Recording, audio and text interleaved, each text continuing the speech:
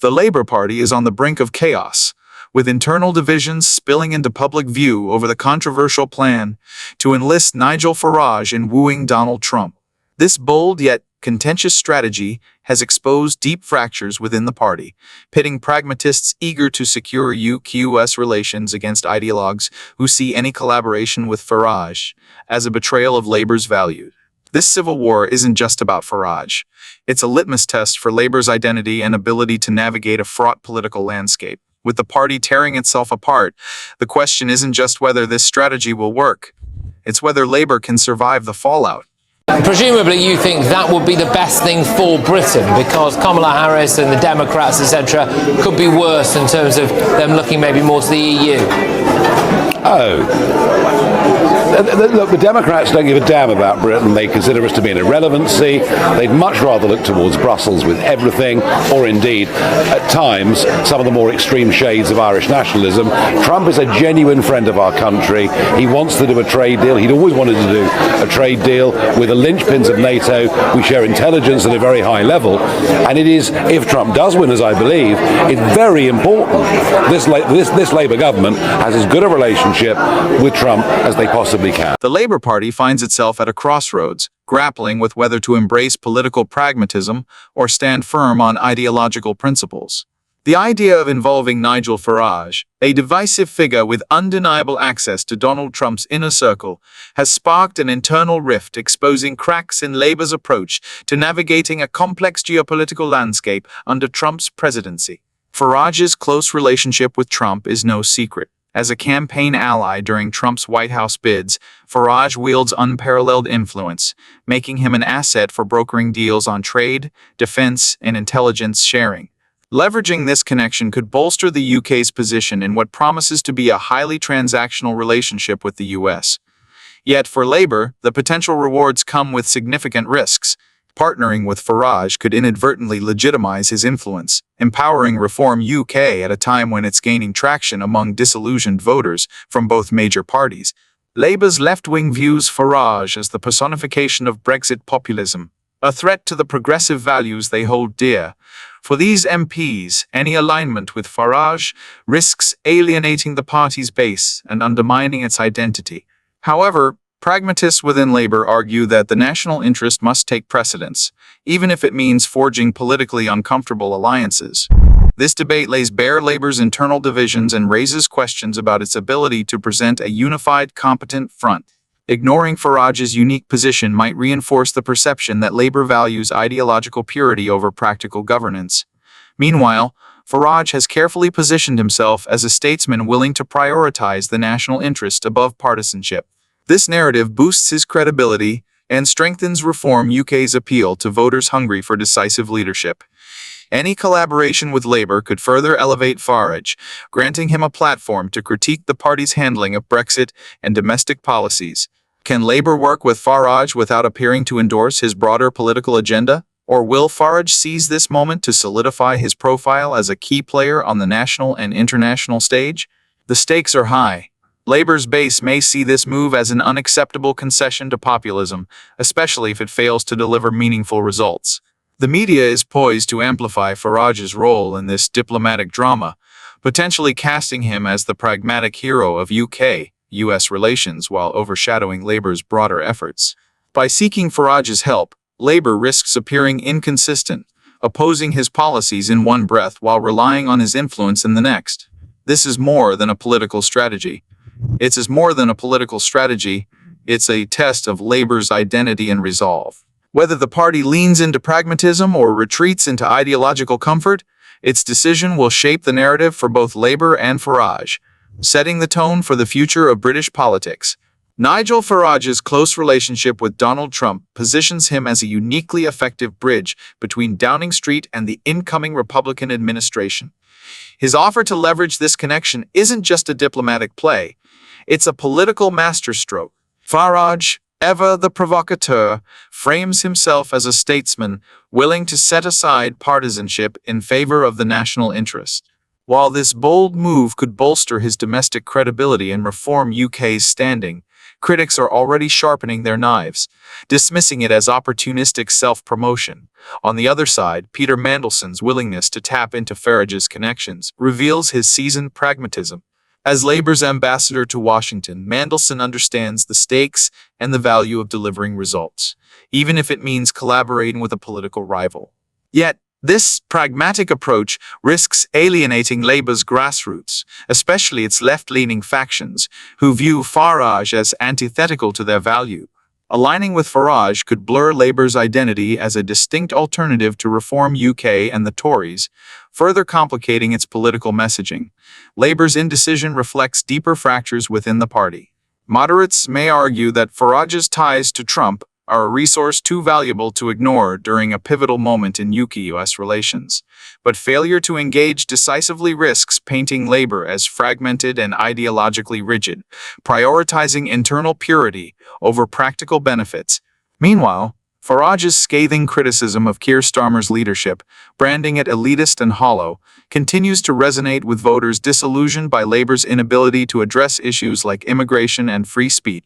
Starmer, for his part, appears reluctant to touch this political lightning rod. His government's silence on the matter seems calculated, reflecting a desire to control the narrative while gauging both public and party reaction. By avoiding Farage's involvement, Starmer may hope to maintain Labour's ideological integrity, but this cautious approach risks overlooking a valuable diplomatic asset at a time when UK's negotiations are critical. Farage's vision for UK-US relations offers a sharp contrast to Labour's hesitations. His focus on sector-by-sector trade deals, bolstered intelligence sharing, and robust defense partnerships aligns seamlessly with Trump's bilateral approach. Farage's dismissal of the U.S. secondary to Washington underscores his long-standing Eurosceptic stance, further energizing his base and appealing to voters frustrated by Labour and conservative equivocation. This moment is more than a political sideshow. It's a high-stakes test of pragmatism versus principle. As Farage seizes the narrative with his audacious offer, the question remains, will Labour take the bait or retreat into caution? Either way, this dynamic sets the stage for a seismic year in British politics and UK-US relations. Next up, Alex Phillips and Claire Pearsall have delivered a bold assessment of Britain's shifting political tides, citing polls that suggest Nigel Farage could become Prime Minister at the next general election. With Reform UK on the cusp of overtaking the Conservatives in party membership, Farage is no longer just a political disruptor. He's a serious contender for the highest office. As the political establishment flounders in the face of voter discontent, Farage's rise signals a seismic shift that could reshape the future of British politics. Watch this video. A number of pollsters and journalists there, and all the pollsters, they just Nigel could be Prime Minister by next time round. And once upon a time, that would have seemed absurd. It would have been like, oh, come on now, that's, whatever.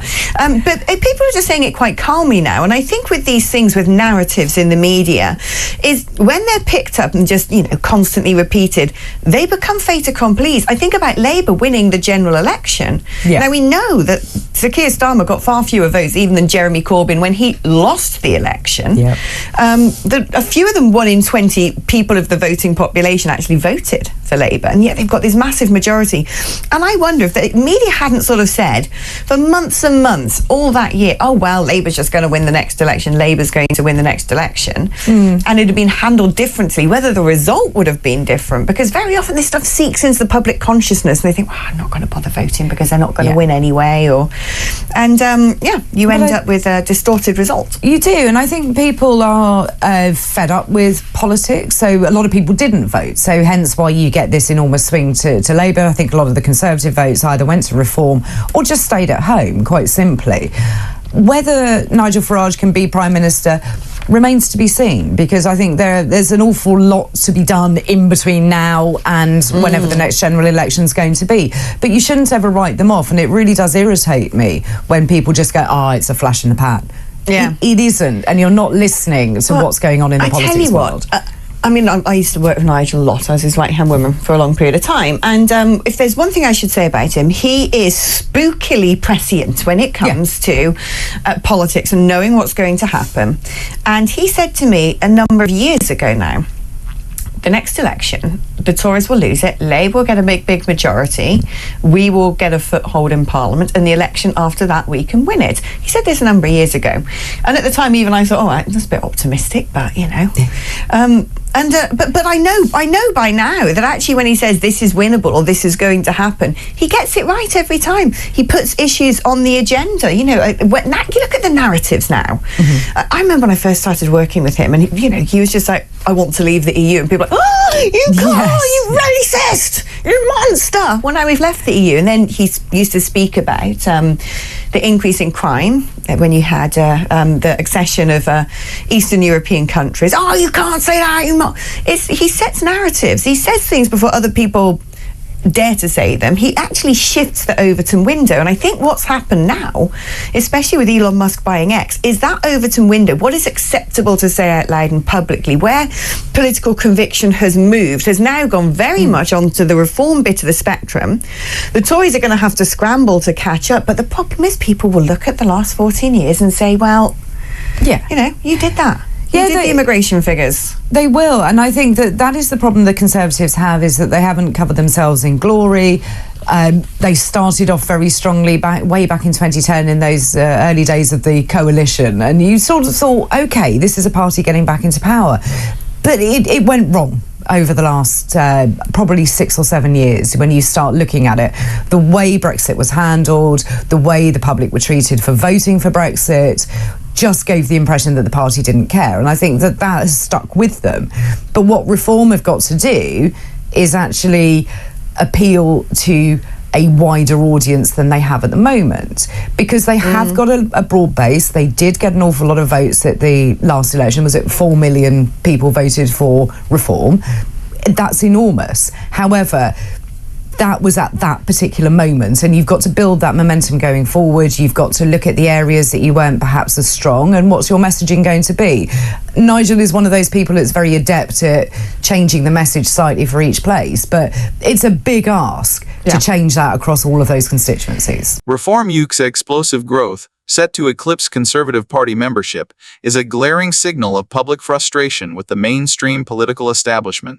This surge reflects Nigel Farage's knack for galvanizing disillusioned voters by confronting issues traditional parties have either ignored or mismanaged. His messaging, centered on immigration, sovereignty, and public trust, resonates with those weary of political elitism and unfulfilled promises, positioning Reform UK as a formidable alternative to Labour and the Conservatives.